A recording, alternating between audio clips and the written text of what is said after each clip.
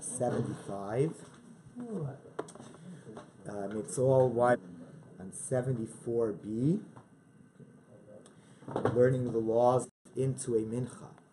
Kol Menachos like minchas machvas and minchas marchesh, placements of oil. Thank you. Yitzika, first the oil, and the lila, there's oil that's put in for umatan shemen bekli kodem la'asiyasa. Before there's any making of a dough, oil is put into the utensil. Then the flour is put in, the soles, then hot water. It's nice and kneaded into a dough. On top of it, there's some oil. Then flour with water, then oil for the kneading, and then oil on the top of the dough. Now, when you have a mincha of chalos, which is part of the minchas ma'afe tanur, chalos both after they are already chalos. So first they are made into loaves, they are baked. After they're baked, they're broken up into petitim, into pieces. We'll see it's exactly to do the mixing. However, Chachamim Omrim, no, solas. When they were still fine flour, that's when the oil was done with the belila, and then it was baked into chalos. Or these are whatever. The mincha of chalos or mincha of marcheshes. And then a mincha of chalos or marcheshes, there was a objective standard of how you did this mixture, I guess? Yes. It's not a function of, like... When someone has donated a mincha of ma'afet tanur, of baked items, which are chalos, so chalos to unos blila. The chalos need to have oil as part of their mix, or the chachamim before they are baked. However, rakikin, if you donated a ma'afet tanur of rakikin loaves, rakikin don't have, they have anointments with oil smeared on top. Ketzad moshchan, how do you smear the oil on top of the rakikin? Kimin ki, you make the ki shape. Ki, patience?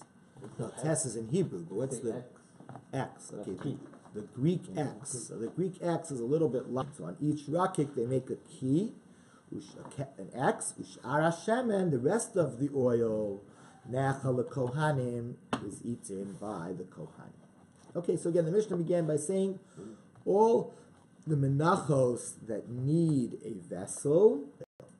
So what's the mincha that doesn't need a vessel?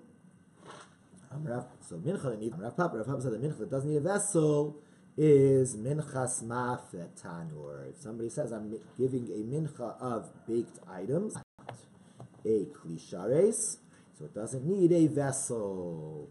Okay. Now that it's a klishares, but according to this opinion, it doesn't have to be a klishares. Then how would it be sanctified? It's sanctified.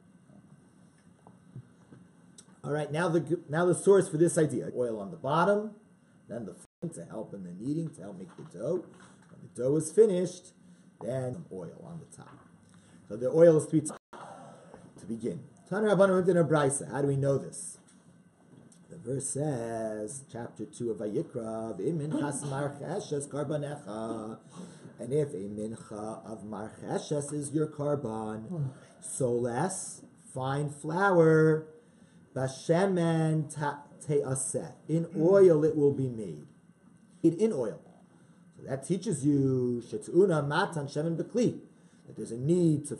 First thing is you put oil in, then everything is made. And the verse says, minchas marcheshes karbanecha. Since it says karbanecha, and we have elsewhere where it says karbanecha. This is about minchas marcheshes. It says in regards to minchas machvas also.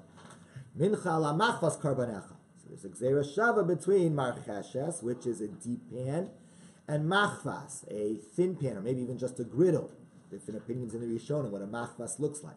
So since you have gzeira shava, karbanecha, that's the title. The first thing into the vessel is oil. Aflahalan, so too in machvas, matan shemen bekli. The first thing into the vessel is oil.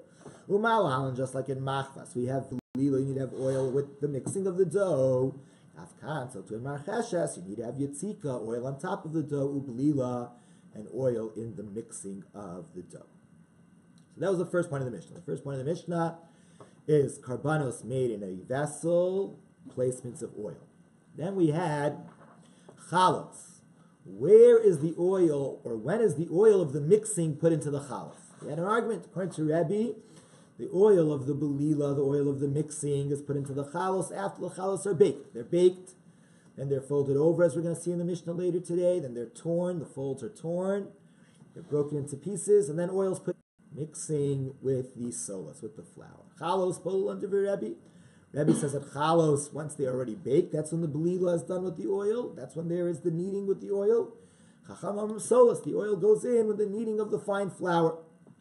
Tan Rabban went in a brayso. Again, about this argument, the Torah says in chapter 2 of Vayikra, Ve'im mincha, solas, it should be fine flour, blulav hashemen, mixed with the oil, matzah tziyah, make it into a matzah.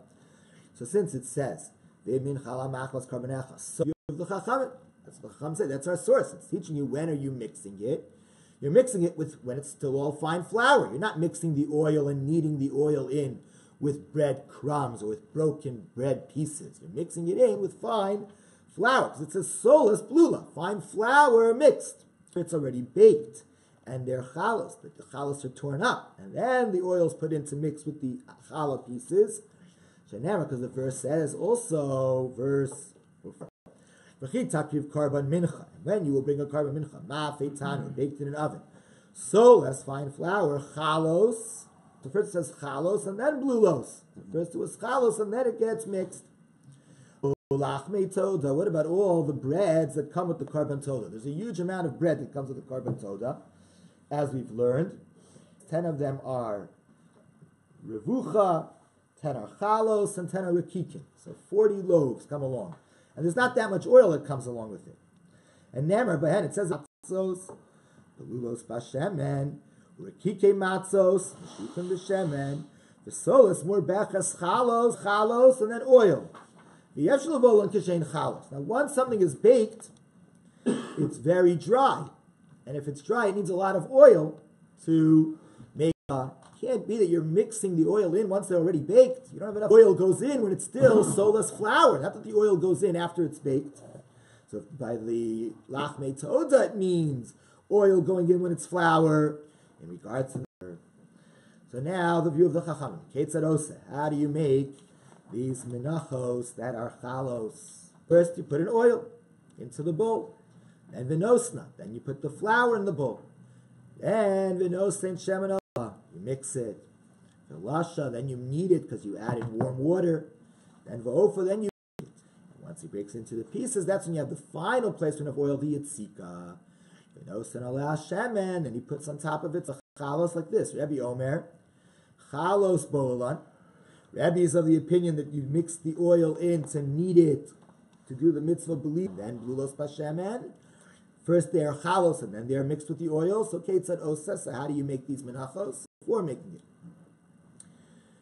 That he agrees. Then vinosna, then he puts in the flour. The flour doesn't get any oil. Instead, just lasha. He kneads the flour with hot water. Va'ofa, and then he bakes the loaf. Then he puts oil into the pieces. Uvolulon, he mixes it together. Then once it's mixed, the pieces with oil. Then chosev v'nosen alei Hashem, then he fulfills the yitzika of having oil on top of the mixture. And then v'kometz, and he takes a fistful out. So now the Gemara explains. What was the Chachamim, what did they mean when they said that in lachmei toda it's impossible for the oil to go in after the loaves are baked? After the comment be that it's baked and then oil. Mai, what are they saying? They're explaining it's based on the amounts. How much oil is there for the chalos and rikikin, which is 20 loaves? It's only a quarter of a loaf that you have for it. That means that for each 10 loaves, you're going to have only an eighth of a log of oil. For 8 chalos torn up, when you have something baked, it's quite dry, it needs a lot of liquid. It's going to absorb a lot of oil.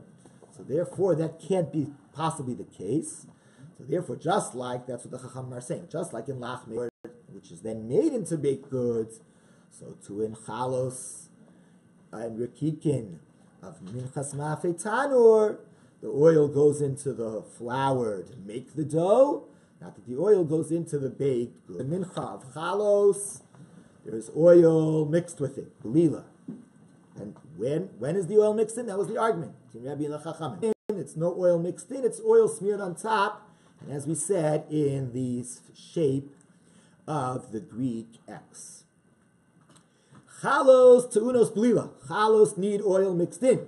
Rekikin need oil, mashicha, oil which is smeared on top. Again, a brisa to explain this. The verse says about shuchin bashemen. Chalos matzos mixed with oil, and rekikim of matzos smeared with oil. Chalos belulos, that's saying that the chalos have the oil mixed in. Now, you could have said that based on logic, rekikin should also have oil mixed in, because you could have said like this, ma chalos she'eino tunos mashicha, the chalos don't get smeared with oil, and nevertheless, tunos belila, nevertheless the chalos need oil mixed in. Rekikin she'tunos mashicha, so the rekikin that need more, they need to have oil smeared on top. Ain't no din she'tunos belila, so certainly they should need oil mixed in. Tamaloma says we have to have a verse to say the low rekikin belulos, but the rekikin loaves don't have oil mixed in, they only have oil on top. Then the verse says, the urekike matzos, meshuchin bashemen, the lo chalos meshuchos, but the chalos loaves don't have oil smeared on top. So the Gemara says, sheyochav alodinu. Again, we could have said a kal v'chomer. We could have thought, umar rekikin shein tunas blila. If rekikin don't need oil mixed in, and nevertheless tunas meshicha,